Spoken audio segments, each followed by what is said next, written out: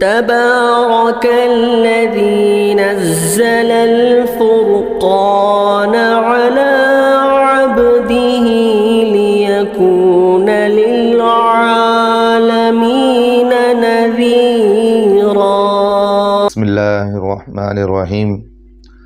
ہماری اس مجلس کا آج کا پہلا سوال ہے۔ کسی بھائی نے سعودی عرب سے سوال کیا ہے۔ سوال یہ ہے کہ مفتی صاحب، طواف کے دوران قرآن پاک کی تلاوت کرنا کیسا ہے؟ جواب دے، بڑی مہربانی ہوگی۔ دیکھیں بھائی، ماشاءاللہ آپ کا سوال بہت بہترین ہے۔ دیکھیے، طواف کے دوران قرآن پاک کی اگر کوئی آدمی تلاوت کرنا چاہے تو کر سکتا ہے، اس میں کوئی بات نہیں۔ البتہ ایک بات یہاں ذہن میں رکھیے، طواف کے دوران آپ قرآن مجید کی تلاوت تو کرنا چاہیں تو کریں، لیکن دھیمی آواز سے کریں گے، زور سے نہیں کریں گے۔